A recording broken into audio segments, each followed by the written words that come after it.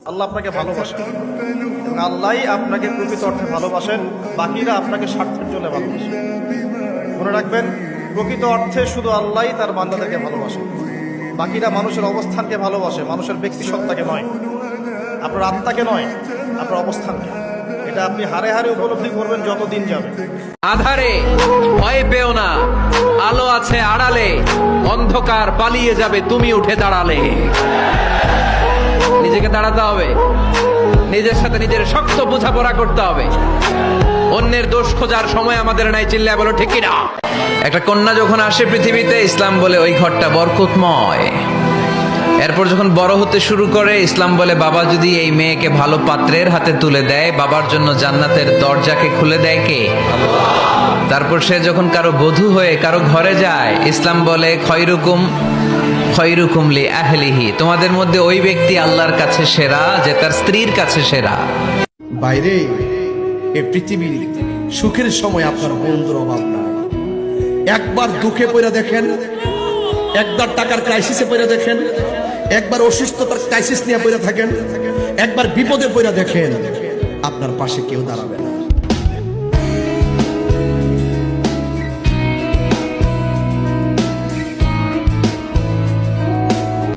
যার কেউ নাই তার আল্লাহ আছে। ভরসা করব একজনের উপর, তিনি কে?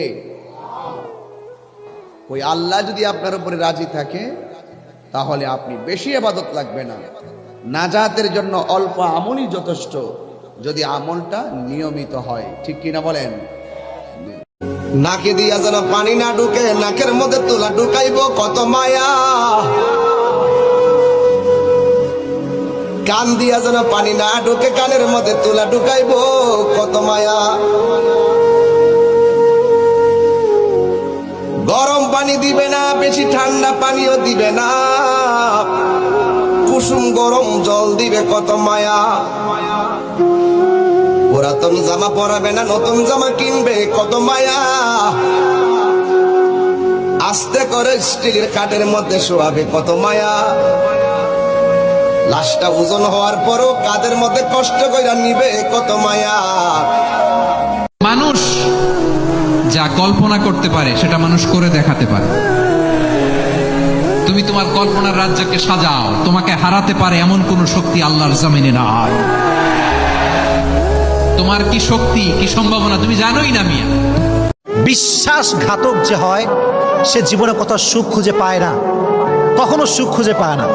আপনি কারো বিশ্বাস নিয়ে খেলবেন না, কারো বিশ্বাসে আঘাত করবেন না।